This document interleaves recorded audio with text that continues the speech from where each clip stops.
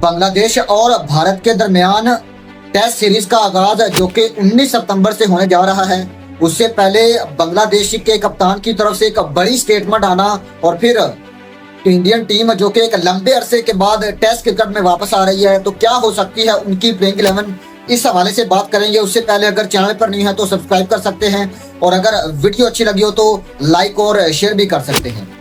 सबसे पहले अगर बांग्लादेश के कप्तान शांतनु की बात करें तो बांग्लादेश की टीम आपको पता है कि पाकिस्तान से के खिलाफ 2 टेस्ट मैचों की सीरीज जिसमें क्लीन स्वीप करने के बाद अब इंडिया में पहुंची है और उनका जो कॉन्फिडेंस लेवल है वो तो एक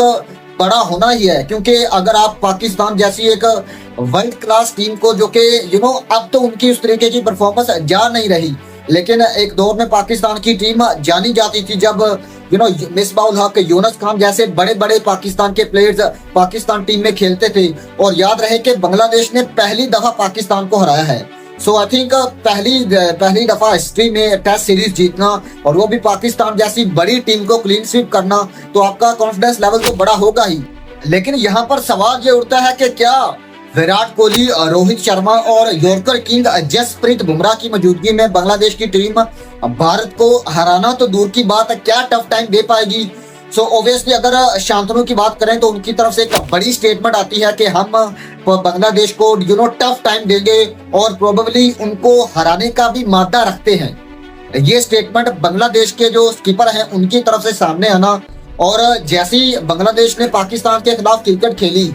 फास्ट बॉलिंग की अगर बात करें तो नाहिद राणा जैसे यंगस्टर बांग्लादेश में वापस आए और तस्कीन अहमद, फास्ट बॉलिंग डिपार्टमेंट थोड़ा सा मजबूत दिख रहा है बांग्लादेश का। लेकिन सवाल वही एक और है कि क्या बांग्लादेश की टीम के खिलाफ पाकिस्तान ने बुरी क्रिकेट खेली या फिर बांग्लादेश ने अच्छी क्रिकेट खेलकर पाकिस्तान को जो है वो 2 टेस्ट मैचेस हराए। सो इसका मेरे ख्याल से जवाब यही है कि पाकिस्तान ने पुअर क्रिकेट खेली। और अगर आप देखें तो पाकिस्तान की टीम, जब बांग्लादेश की टीम 26 पर 6 खिलाड़ी आउट थे, वहां पर अगर बांग्लादेश की टीम वो टेस्ट मैच जीत जाती है, सो आई थिंक मेरे ख्याल से उन कंडीशंस में अगर देखें तो पाकिस्तान की टीम ने मुकम्मल तौर पर न सिर्फ डिसअपॉइंट किया बल्कि बांग्लादेश को अपने ऊपर हावी होने का भी उन्होंने मौका दिया। सो आई थिंक मेरे ख्याल से बांग्लादेश ने प्रोबेबली आप मान सकते हैं कि उनके फास्ट बॉलर्स ने अच्छी बॉलिंग की, लेकिन ओवरऑल अगर देखें तो पाकिस्तान ने भी इस पूरे सीरीज में कोई अच्छी क्रिकेट नहीं खेली और आपकी टीम मुकम्मल तौर पर जो है वो बैकफुट पर दिखाई दी। चाहे आप आपकी बैटिंग लाइन को देख लें, फिर आप अपने फास्ट बॉलिंग डिपार्टमेंट को देख लें, पाकिस्तान हमेशा से एक फास्ट बॉलिंग में बड़ी टीम मानी जाती है, लेकिन बांग्लादेश के खिलाफ आपके ना तो फास्ट बॉलर चले और जिसका नतीजा ये निकला कि पाकिस्तान की टीम सेकंड टेस्ट मैच में नसीम शाह और शाहिन शाह अफरीदी के बगैर खेल रही थी। सो आई थिंक इन सारी चीजों को मद्देनजर रखते मेरे ख्याल से इंडियन टीम जो है वो बांग्लादेश को मेरे ख्याल से प्रोबेबली कोई भी ऐसा टाकरा हो नहीं पाएगा कि बांग्लादेश की टीम आपको किसी सेशन में हावी होती दिखाई दे। Indian team one sidedly single handedly जो है वो बांग्लादेश को हराएगी। और दूसरी तरफ अगर बात करें तो पिच की, जहां पर चेन्नई में आपको पता है कि चाहे अगर आप आईपीएल को फॉलो करते हैं तो हमेशा से आपको स्पिन ट्रैक देखने को मिलते हैं। और ऑब्वियसली अगर देखें तो चेन्नई सुपर किंग, जिसमें अगर T20 में आईपीएल में आपको अगर देखें तो मिचेल सेंटनर, रविंद्र जडेजा और फिर उसके बाद अगर देखें तो मोइन अली, अगर ये तीनों स्पिनर आपको T20 में साथ खेलते हुए दिखाई दे सकते हैं तो फिर चांसेस बहुत ज्यादा बढ़ जाते हैं कि इंडियन टीम आपको 3 स्पिनर के साथ खेलती हुई दिखाई देगी, जिनमें रविंद्र जडेजा, रवि अश्विन और फिर उसके बाद कुलदीप यादव, और प्रोबेबली चांसेस है कि 2 स्पिनर होंगे। क्योंकि अगर देखें तो पहला सेशन जो होगा वो आई थिंक बहुत ज्यादा टफ होगा, चाहे वो बांग्लादेश के लिए हो या फिर इंडिया के लिए हो, क्योंकि टेस्ट क्रिकेट है और पहले बीच के 10-15 ओवर जो है वो हमेशा से फास्ट बॉलर्स को मदद मिलती है। और ऑब्वियसली ऐसा होगा क्योंकि कितनी ज्यादा गर्मी पड़ रही है चेन्नई में, पिच का जो है वो मॉइस्चर थोड़ा बहुत जो होगा वो मेरे ख्याल से पहले सेशन तक रहेगा। सो इसलिए मेरे ख्याल से इंडियन टीम 3 स्पिनर्स के साथ जाएगी। और ऑब्वियसली जितना ज्यादा तजर्बा रविंद्र जडेजा या फिर रवि अश्विन रखते हैं, आई थिंक कोई भी मेरे ख्याल से दुनिया में इतना बड़ा बॉलर नहीं होगा जो कि ये चेन्नई में उतना इनका तजर्बा हो, क्योंकि सीएसके की तरफ से रविंद्र जडेजा और रवि अश्विन ने बहुत ज्यादा क्रिकेट खेली है चेन्नई पर। और फिर उसके बाद अगर इंडिया की प्लेइंग 11 पर नजर डालें तो आपको ऑब्वियसली बड़े नाम दिखाई देते हैं जो कि वापसी कर रहे हैं अपनी, जिनमें अगर आप देखें तो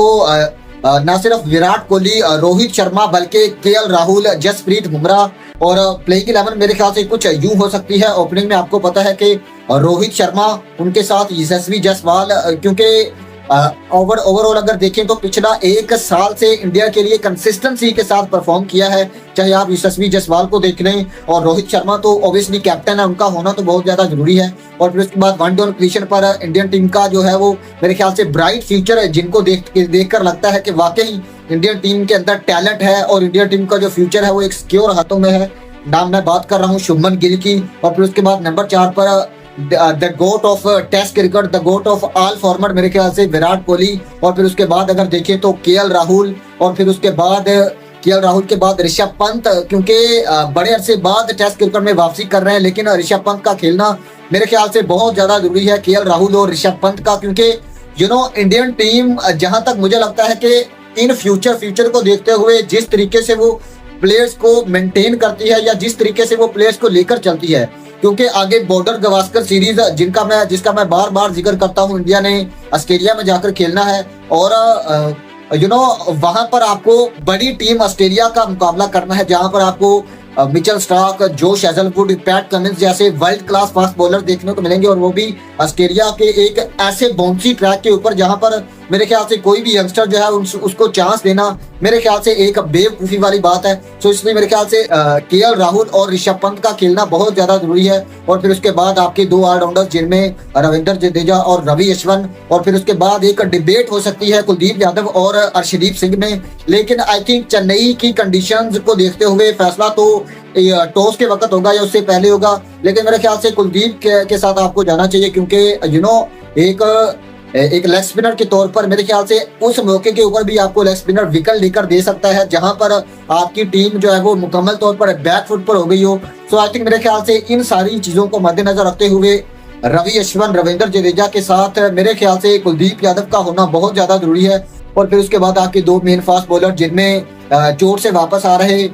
मोहम्मद सिराज, और फिर उसके बाद अगर देखें तो जसप्रीत बुमराह, जो कि वन एंड ओनली इंडिया के तीनों फॉर्मेट के बड़े बॉलर हैं। और तीनों फॉर्मेट के मेरे ख्याल से इंडिया ने अब तक जो प्रोड्यूस किए हैं बॉलर्स, उनमें मेरे ख्याल से नंबर 1 पर अगर देखें तो जसप्रीत बुमराह का नाम ऑब्वियसली हमें दिखाई देता है। और अगर प्रेडिक्शन की बात करें तो इंडियन टीम जो कि ऑस्ट्रेलिया के अंदर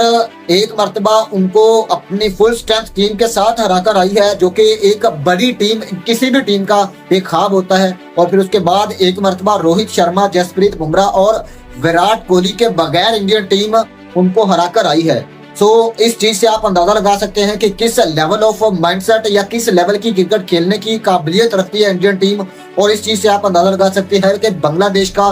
इंडियन टीम के खिलाफ क्या उनका एक स्टैंडर्ड है और क्या उनका मयार है। सो आप मेरे ख्याल से इंडियन टीम मुकम्मल तौर पर उनको डिस्ट्रॉय करेगी बांग्लादेश को, और बांग्लादेश के खिलाफ ये जो सीरीज है ये न सिर्फ ये मैच जीतेगी बल्कि क्लीन स्वीप भी करेगी। बाकी आपके ख्याल से क्या वाकई बांग्लादेश की टीम पाकिस्तान को हराने के बाद ये मादा रखती है कि भारत जैसी एक बड़ी टीम को मैच तो हराना दूर की बात, वो तो मेरे ख्याल से नजर नहीं आता, बल्कि कॉन्फिडेंस के साथ टफ टाइम भी दे सकती है, एक आधा सेशन जीत सकती है। इस हवाले से आपकी क्या राय है, आप कमेंट सेक्शन में मुझे बता सकते हैं।